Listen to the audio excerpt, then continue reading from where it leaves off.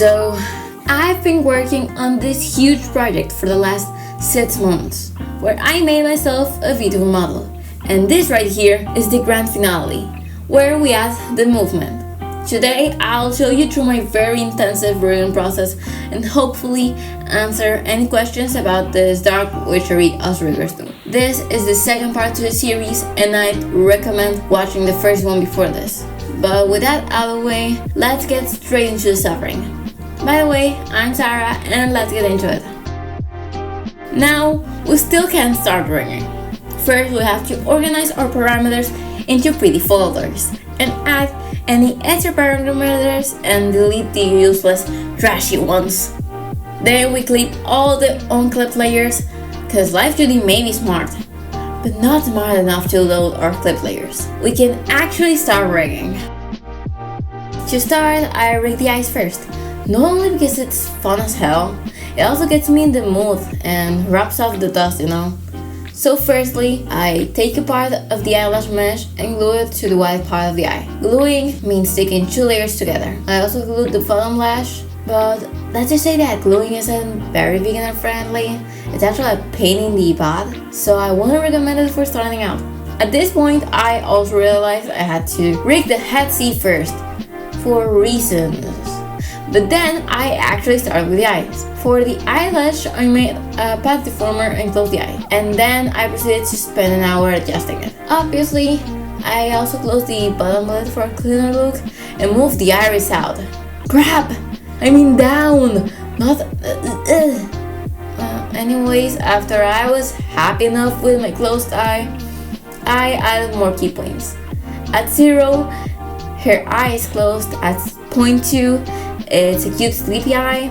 0.6 and 0.7 are a normal eye, and at 1 it's a wider, more surprised eye. For the normal eye, we use 2 key points in order to make it last longer and not close as much or open as much. After it looks good, I move onto the eyeball X Y. As its name suggests, we just move the eyeball X and Y axis. Then synthesize corners, because I'm lazy and adjust what the program deems as corners. With the eyeball, we want to create a 3D-ish vibe, so with a warp deformer, we just make it seem concave, like real irises. On the eyes, we use eye smile to give it a nice smile. Here, I was using another rigging method, which I'll explain later. So my eye smile was a little bit more complex. To finish with the eyes, we copy-paste the eye we rigged onto the other side and delete the old eye. This is only if your layers are symmetrical like mine, so if not, then good luck. Finally, we rig the eyebrows. Eyebrows are key for expressions, and that's why I never draw thin eyebrows, as they really help to sell an expression. When rigging, eyebrows are the easiest part because it's just up, down, in, out, and you're done. But if you're feeling fancy like me, then make a warp deformer for the eye skin and just move it with the eyebrow. Just a bit. It helps make the face look more squishy and cute. If you're anywhere close to the rigging community, then you know that most of us love our giggly eyes, and I'm no exception. Sadly, you'll only get to see my setup, as in order to not accidentally dot myself, I only recorded the main Live 2D window. We create parameters and warp deformers and then start moving. We move the eyelash left and right and slowly every single part with different speeds and axes to move on. We have spinning highlights, some part that's get bigger and smaller for that extra fancy, almost water-like look. And after all the setup and messing with the physics window, we'd end up with this. Now on to the most horrible part, the mouth. The method I used for mouth rigging this time is called behavior. What it does is that through some extra parameters you hopefully rigged into your VTuber, it can do things like pouting, puffing its cheeks, munching, and doing a sexy smile.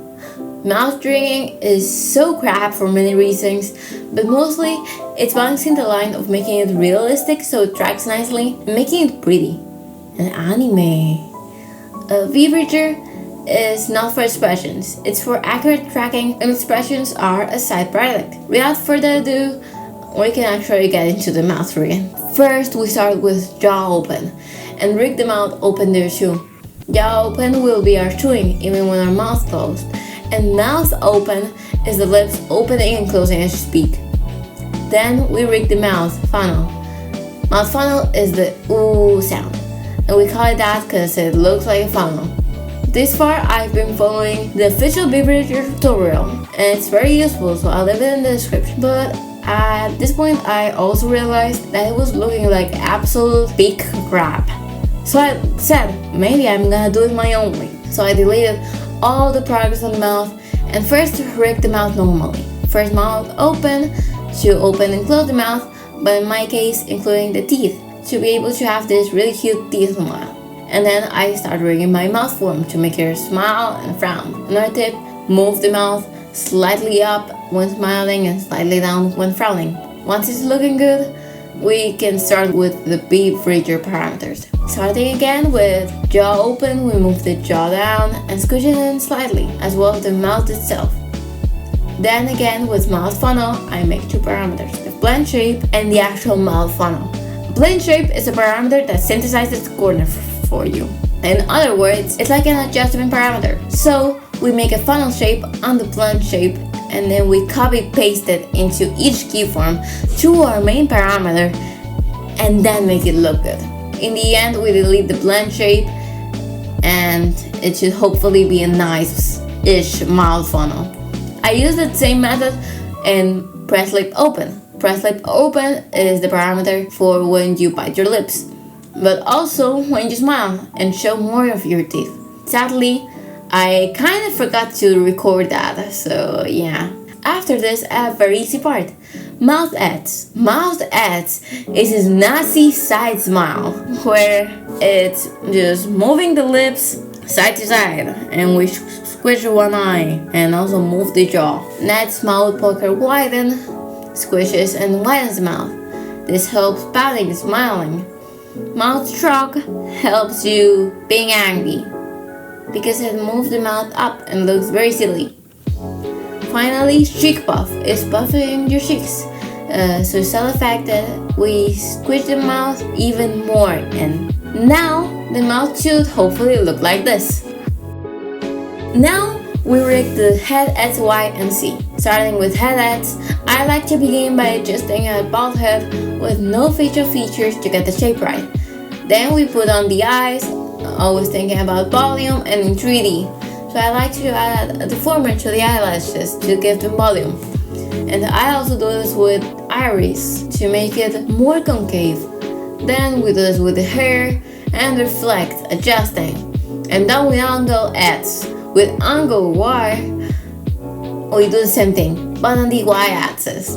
Here we have to pay special attention to the nose, so it looks nice and 3D. Then the C was just a rotation beat deformer we had done before, and we combine X and Y, and this one hell begins, as it's very nice to get it to look right and move right, and then you wanna go, oh yeah, so me off a building. The ones who know are real ones. But eventually, the corners look good enough. All of this is easier if you stop procrastinating those damned perspective anatomy studies. So, on a simpler note, something that makes the face look 10 times better is the disappearing neckline. You can do it with clipping, but that kind of broke for me with the amount of layers I had. So I just took my underfill and placed it under the face line by squishing it, and look, the line disappears. Now we have nice enough angles. So we start body X, Y, and Z. The body is pretty damn fun, as it reflects the personality of our VTuber. Like, you can have a more elegant, calm, and fancy movements for a mature model, or bouncy and cute movements for a kid model. I decided to use an elegant yet cute vibe. The elegant vibe is something that we'll get later with physics, but for now, let's make her a kawaii. First, as always, body X. She goes left and right, but to give her a little bit more personality, I married her, bent her leg a little bit forward, and showed the back of her slipper. Then on body Y, I made her get on her tiptoes and crouch in a cute way. Then, as always, corners are absolute crap. On body C, I tilt her body normally, but only the top part. Then I made it so that if her head goes one way, her body tilts the other way, so she looks like she's dancing. This is accentuated by some delayed steps, so she looks even cuter. I would explain it, but I don't know the logistics, so I'm gonna place a little video that explains it better. But there's another body parameter I've been hiding. Face position X, also known as lean. It's more of a complex movement, so again, no beginners. We wanna hide the neck and make the body look like it's moving forward, adding many shadows and making her face bigger. For perspective, we still need to suffer as I made 2 arm toggles and a tongue. So I started with my drawing arm to resume it, just cool transition, and it tracks where my mouse moves and when it presses down. Same goes for the controller, but that thing also tilts. If you want an in-depth tutorial, feel free to comment below. I might make it one day. And finally, with the tongue, it was just opacity, squish, and jiggle. But I also adjusted it on the angles and with the mouth forms to not have this PNG weird tongue that sticks out of nowhere. Now we can actually enjoy things with physics. Sadly, this won't be in order as I don't really have an order for physics, but I'll start with her physics so you can get an idea of how physics work. I have 3 layers of movement on each XY axis. These are slow, medium, and fast. Each one of these has 3 parameters. For slow, it includes all the big hair chunks and goes from top to bottom, the more detailed as it goes. Medium is the medium hair chunks, and then fast is for the little strands. For the x-axis, I like to think of it as moving in a wild sway from side to side. X1 is like moving a heavy piece of string from side to side. X2 is where it sways so much it starts to go in a bit, and X3 is the curl, just on the tip. On the y-axis, think of it like a jellyfish.